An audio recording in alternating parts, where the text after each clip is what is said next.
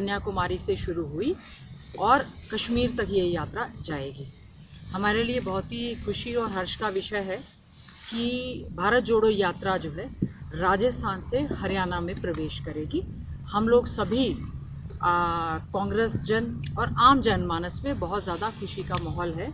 21 तारीख को सुबह फिरोजपुर जिरका में 6 बजे जो है राजस्थान से हरियाणा में उसकी एंट्री होगी। 21, 22 और 30 पहले चरण में आदरणीय राहुल गांधी जी की यात्रा जो है हरियाणा में रहेगी और हमारा नूह, मेवात और उसके बाद NIT फरीदाबाद करते हुए 24 तारीख को ये यात्रा जो है राजघाट के लिए जाएगी। राजघाट में जाने के बाद दिल्ली, उसके बाद दूसरा चरण जो भारत जोड़ो यात्रा का शुरू होगा वो 6 तारीख से दोबारा हरियाणा में ये यात्रा प्रवेश करेगी और उसके बाद हमारी पानीपत और GT रोड पर ये यात्रा हमारी रहने वाली है।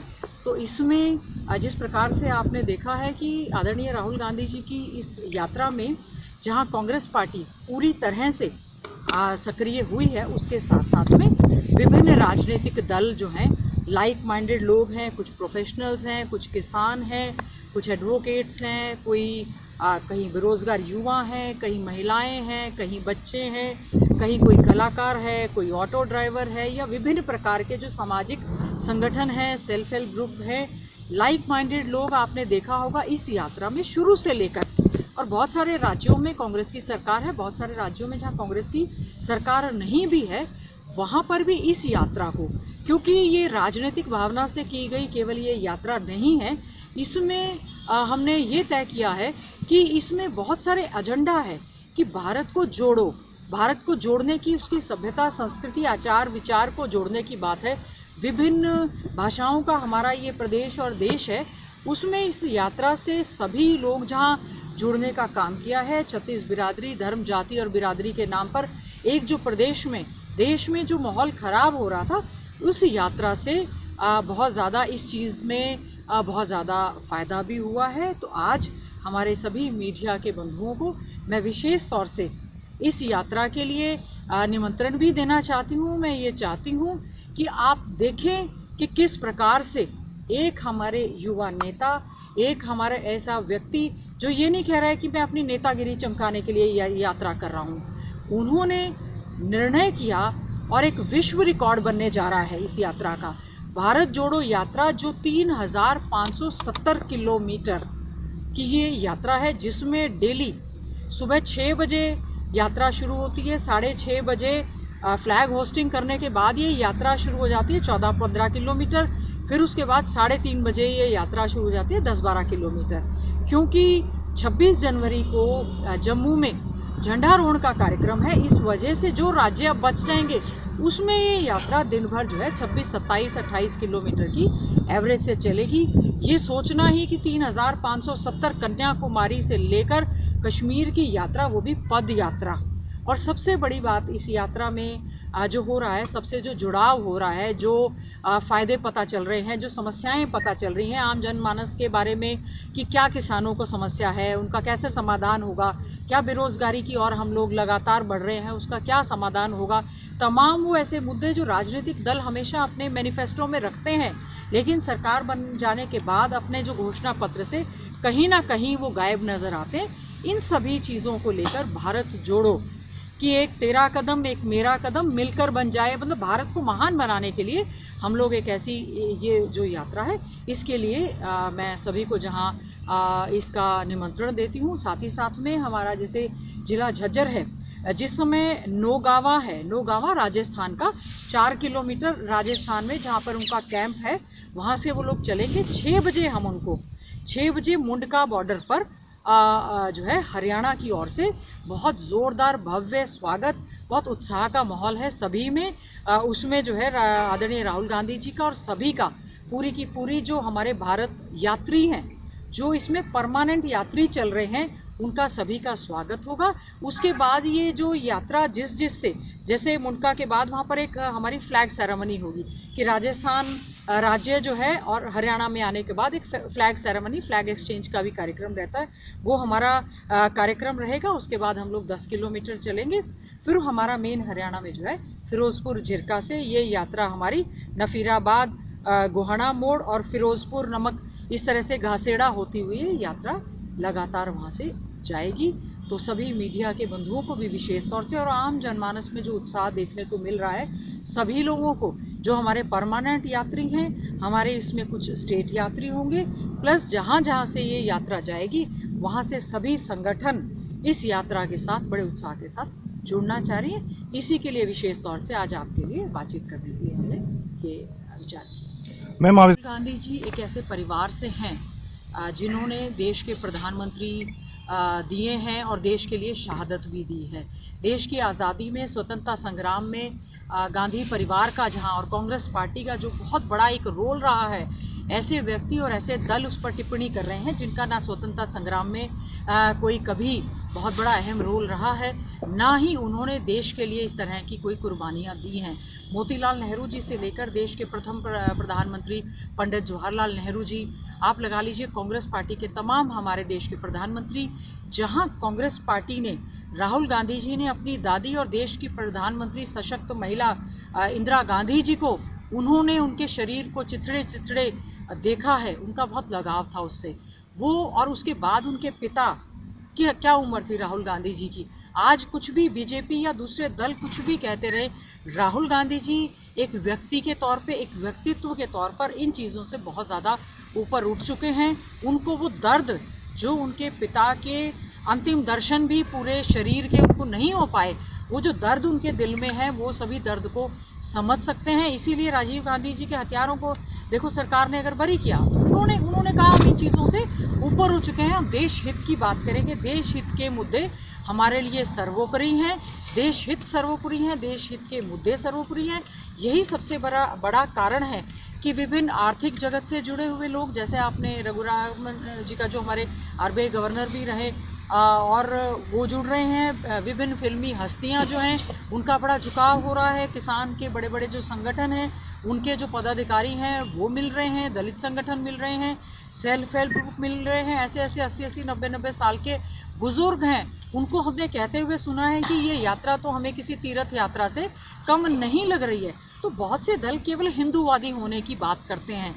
देखिए, हिंदू, मुस्लिम, क्रिश्चियन, सिख, ईसाई, हमारा जो देश की एक संरचना है, धर्मनिरपेक्ष देश में हमें जो है किसी जाति और धर्म को विषय, हम भी हिंदू हैं, लेकिन हमें सभी धर्मनिरपेक्ष देश में सभी धर्मों की हमें बात करनी चाहिए। और ये बहुत ही अच्छी बात है कि राहुल गांधी जी की यात्रा में एक छोटा बच्चा भी शामिल हो रहा है, एक बड़ा बुजुर्ग भी शामिल हो रहा है, हिंदू भी शामिल हो रहे हैं, सिख भी शामिल हो रहे हैं, क्रिश्चियन भी, सभी धर्म, जाति, बिरादरी और विभागों के और सभी लोगों को आज एक उत्साह है। और जब ये यात्रा 2600-2700 किलोमीटर की ये यात्रा पूरी इस समय हो गई है, मात्र करीबन 1000 किलोमीटर की यात्रा जब बची है, तो हमने इसका उत्साह विभिन्न जो राजनीतिक दल हैं, मैं अगर हरियाणा की बात करूं, अगर हरियाणा में जब भी कोई बीजेपी या जेजेपी या दूसरे दल का व्यक्ति मिलता है, सबसे पहला प्रश्न उनका ये होता है कि बहन जी ये यात्रा तो बहुत बढ़िया चल रही है, बहुत अच्छी बात है। इस तरह की यात्रा करने से आम जनमानस से जो लोग कहते थे कि राहुल गांधी जी या कांग्रेस पार्टी केवल ड्राइंग रूम की राजनीति करते हैं, राहुल गांधी जी ने 50 डिग्री टेम्परेचर में, 40 डिग्री टेम्परेचर में और 5 डिग्री टेम्परेचर में भी आम लोगों से जुड़ते हुए, मिलते हुए ये साबित कर दिया है कि कांग्रेस जो है अपनी नीतियों पर, अपने जो कांग्रेस की एक विचारधारा है, नीतियां हैं और जो लाइक माइंडेड लोग हैं, आपने देखा होगा बहुत सारे राजनीतिक दल उनके साथ चलते हुए आपको हर राज्य में नजर आए हैं। और सबसे ज़्यादा खुशी की ये बात है कि बहुत सारे राजनीतिक दल जो कांग्रेस पार्टी से ज़्यादा सा सरोकार नहीं रखते थे, उन्होंने भी बहुत खुशी के साथ में इस भारत जोड़ो यात्रा का स्वागत किया है। प्रदेश के होम मिनिस्टर हैं, उनको मैं कल सुन रही थी, उन्होंने कहा था कि भारत जोड़ो यात्रा हरियाणा में आ रही है, हम इसका स्वागत करते हैं। तो अच्छी बात है कि स्वागत होगा। ये यात्रा जो है मैं समझती हूँ एक बहुत बड़ा विश्व रिकॉर्ड जहाँ बनेगा, साथ ही साथ में आम व्यक्ति को ये समझ में आएगा कि हमारी लड़ाई लड़ने के लिए बहुत से ऐसे लोग हैं जो आम जनमानस के बीच में बैठकर उनकी समस्याएं जानकर इस तरह की लड़ाई लड़ने का काम करते हैं। बीजेपी की आदत में शामिल है, चाहे देश के प्रधानमंत्री की बात हो, इनके होम मिनिस्टर की बात हो, होम मिनिस्टर की एक जिम्मेवारी बनती है, डिफेंस मिनिस्टर की एक जिम्मेवारी बनती है कि किस प्रकार से देश में अतिक्रमण हो रहा है। अब इस समय किसी के ऊपर भी ठीकरा फोड़ना तो बहुत आसान काम है, देश की आज़ादी हो, चाहे इंडिया पाकिस्तान वॉर हो, इंडिया चाइना वॉर हो, किस प्रकार से हमारे देश के जो महान सेनानी थे उन्होंने देश के लिए शहादत भी दी है, और किस प्रकार से चाहे कोई भी युद्ध हुआ, ऐसा टिप्पणी करना मैं समझती हूँ देश के पूर्व प्रधानमंत्री को लेकर, उसके साथ साथ में देश के जो हमारे सैनिक हैं, चाहे वो हमारे BSF के हैं, CRPF के हैं, दूसरे सेना के दल हैं, जिन्होंने देश की आज़ादी को बचाए जाने के लिए पूरा प्रयास किया है। आज देश के प्रधानमंत्री को या उनके मंत्रियों को ये देखना चाहिए कि किस प्रकार से चाइना जो है चाहे किसी भी रास्ते से, आपने देखा होगा अलग अलग रास्तों से भारत देश में प्रवेश करके किस प्रकार से वो उस पर कब्जा करता जा रहा है। उनको बजाय इसको राजनीति ना करते हुए देश को बचाने के लिए हम लोग कांग्रेस पार्टी कतई भी इस नाम पे राजनीति नहीं करना चाहते। देश का हित हमारे लिए सर्वोपरि है, और जो हमारे होम मिनिस्टर, डिफेंस मिनिस्टर या देश के प्रधानमंत्री देश हित में कोई भी अच्छा फैसला लेंगे, हम उनके साथ मजबूती के साथ खड़े रहेंगे। पार्टी का अपना जुरिडिक्शन है, लेकिन हमें ये मालूम है कि आज के समय में भारतीय जनता पार्टी की सरकार, जिनका JJP के साथ अलायंस है, ये सरकार पूरी तरह से हर मोर्चे पर फेल हुई है। चाहे किसान बड़ा सा एक आंदोलन था जिसमें 750 से ज़्यादा किसान हमारे जो है दिल्ली के आसपास, विशेष तौर से हरियाणा में, चाहे ढांसा बॉर्डर था, सिंधु बॉर्डर था, या जो भी है, यहाँ पर वो लोग बैठे रहे। देश की सीमाओं पर जो बैरिकेड्स और कील और इस तरह की व्यवस्था करनी चाहिए थे, वहाँ से तो हमारा देश असुरक्षित हुआ, लेकिन दिल्ली के बॉर्डर्स पर इनको रोकने का इस तरह से प्रयास किया गया। चाहे बेरोजगारी जो चरम सीमा पर है, आज प्रदेश हमारा पहले नंबर पर है। चाहे पेपर लीक का मामला हो, चाहे किसानों की बात हो, बेरोजगार युवाओं की बात हो, रोजगार देने की बजाय रोजगार खत्म करने की बात की जा रही है। कौशल विकास के नाम पर लोगों को रेगुलर भर्ती करने की बजाय केवल उनको टेम्परेरी कॉन्ट्रैक्ट पे जो है वो नियुक्तियां दी जा रही हैं। क्राइम रेट लगातार बढ़ता जा रहा है। एट्रोसिटीज़ अगेंस्ट महिलाओं के प्रति आप देखेंगे जो आंकड़े उनके प्रति अत्याचार के, रेप की एट्रोसिटीज़ और स्टॉकिंग के बढ़ते जा रहे हैं। दलितों पर लगातार अत्याचार बढ़ता जा रहा है। सफाई व्यवस्था दुरुस्त नहीं है, बुरी हालत है। प्रदेश की सड़कें बुरे हाल में हैं। टोटल इंफ्रास्ट्रक्चर जो कांग्रेस के राज में पाइपलाइन में हम लोग परियोजनाएं लेकर आए थे। एम्स में करीबन 14 इंस्टीट्यूट आने थे। जो जेवर में एयरपोर्ट बन रहा है वो इंटरनेशनल एयरपोर्ट हरियाणा में बनना था। हमारी एक रेलवे लाइन जो आनी थी, चाहे रेलवे कोच फैक्ट्री थी, तमाम जो वायदे सरकार ने मैनिफेस्टो में हर जिले में एक मेडिकल कॉलेज देने की बात कही थी, एक मेडिकल जो है यूनिवर्सिटी देने की बात कही थी, नर्सिंग कॉलेज देने की बात कही थी, तमाम मुद्दों पर बीजेपी पूरी तरह से फेल हुई है। केवल जात बिरादरी और धर्म के नाम पर जो एक भाईचारे को हमेशा से इनका प्रयास रहा है, जब भी चुनाव आते हैं इस तरह की शगुफा छोड़ने का काम करते हैं। तो मैं समझती हूँ क्योंकि एडमिनिस्ट्रेटिव तौर पर मुख्यमंत्री और ये जो बीजेपी की सरकार है पूरी तरह से फेल हुई है। चाहे मुख्यमंत्री को बदला जाए या रहें, हरियाणा की जनता को आज इनसे कोई भी उम्मीद नहीं है। केवल और केवल जैसा कि राहुल गांधी जी ने कहा, हम इसमें आपने देखा होगा बहुत ज़्यादा हमारे कांग्रेस के झंडों का इस्तेमाल हम लोग नहीं करते हैं। कांग्रेस पार्टी सामाजिक संगठनों के साथ भारत में जोड़ने की एक प्रक्रिया है। ऐसे तो भारत को जैसे पंडित जवाहरलाल नेहरू, आप कह रहे हैं जो विभिन्न यात्राएं हुई हैं वो ज़्यादातर कोई रथ यात्रा हुई है या कोई दूसरी तरह की हुई है। ये जो एक पद यात्रा है विभिन्न प्रकार की समस्याओं को जानने का एक प्रयास है। जहां भारत जोड़ रहा है, बीजेपी के लोग कह रहे हैं ये टुकड़े टुकड़े गैंग इसमें चल रहा है। ये बीजेपी की हतोत्साहित है, उनकी परेशानी है, उनको दुख है कि भारत जोड़ो यात्रा में कांग्रेस के साथ तो लोग जुड़ गए। हमने हिमाचल प्रदेश में थम्पिंग जीत एक हम लेकर आए हैं। लोगों को एक विश्वास हुआ कि बीजेपी केवल प्रोपेगेंडा करती है, एक नाटक करती है लोगों के साथ। उन्होंने, आपने देखा होगा कि ओल्ड पेंशन स्कीम को लेकर कर्मचारी लगातार धरना प्रदर्शन करते रहे, उन्होंने उनकी एक सुध नहीं ली। उन्होंने वोट की ताकत से बीजेपी को चोट पहुंचाने का काम किया। अग्निवीर की भर्ती, जहां पर बीजेपी का इतना बड़ा एक गलत फैसला कि देश की रक्षा की जो एक रक्षा जो करना चाहते हैं, जो वीर हमारे नौजवान वो एक चाहते हैं कि हम एक वीर फौजी की तरह देश की बॉर्डर्स की और देश की सीमाओं पर रक्षा करें।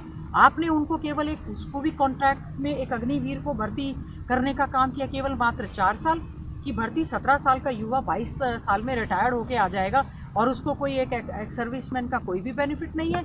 इस तरह के जो गलत फैसले हैं नंबर गेम की वजह से देश की जनता पर जो थोपने का काम बीजेपी ने किया है, इससे लोग जो हैं हर जगह जहां क्योंकि हम लोग, ठीक है ये सामाजिक यात्रा है, लेकिन हम लोग राजनीतिक व्यक्ति हैं, बहुत बड़ा राजनीतिक दल है जो कि इस यात्रा में आप देखें जितने भी बाई इलेक्शन हुए हैं, चाहे राजस्थान में हुआ है, यूपी में हुआ है, छत्तीसगढ़ में हुआ है, झारखंड में हुआ है, हर जगह पर बीजेपी का सफाया हुआ है। बीजेपी केवल गुजरात मॉडल, केवल और केवल जो है गुजरात में रह गई है, क्योंकि इनका विकास, सभी लोग ज़्यादातर नेता आपने देखा गुजरात के होंगे। आज हमें हरियाणा में कम से कम गुजरात मॉडल कतई नहीं चाहिए।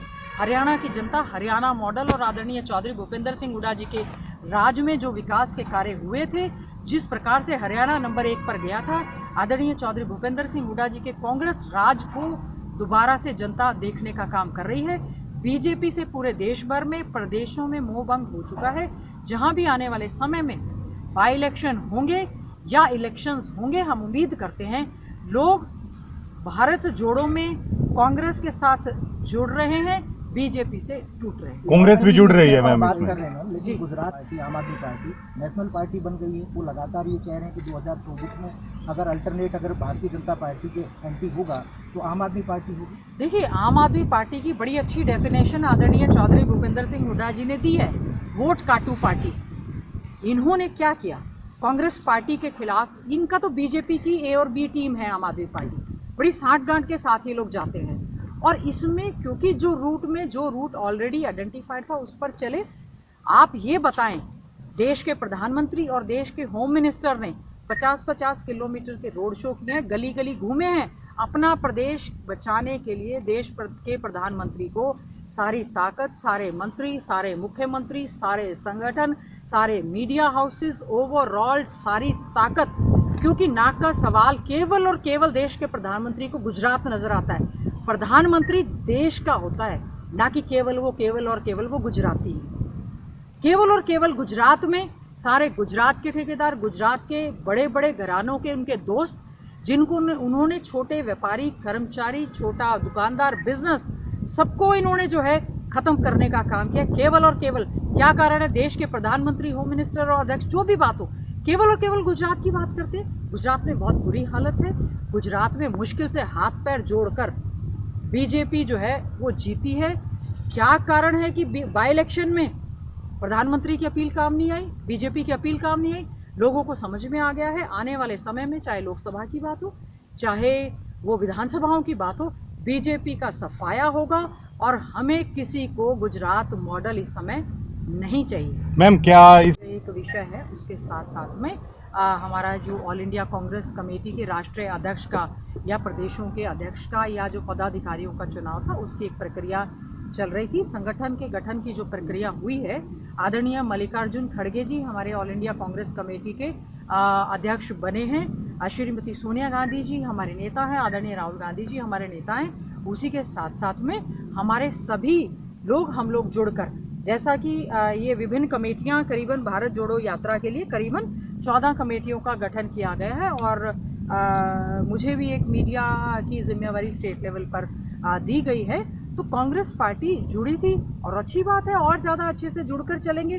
कोई भी जो विभिन्न आपने नेताओं के नाम लिए, हर व्यक्ति अपने हिसाब से कांग्रेस पार्टी के लिए ही काम कर रहा है और कांग्रेस को मजबूत करने के लिए काम कर रहा है। और इसमें कांग्रेस के साथ साथ सभी जितने भी राजनीतिक सामाजिक संगठन हैं, हम इस यात्रा के माध्यम से उन सभी को निमंत्रण दे रहे हैं कि आदरणीय राहुल गांधी जी की भारत जोड़ो यात्रा हरियाणा में 21, 22, 23 तारीख को आ रही है। आप सब आमंत्रित हैं, आप इस यात्रा में जुड़े।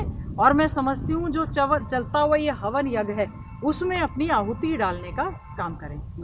हमारे विभिन्न गांव व शहर में स्वच्छ पेयजल को लेकर प्रश्न लगाया है कि क्या कारण है। अंडरग्राउंड पाइपलाइन होने की वजह से हमारे यहाँ पर वाटर वर्क्स में जो है वो सफाई नहीं हो रही है, लोगों को स्वच्छ पीने का पानी नहीं मिल रहा है।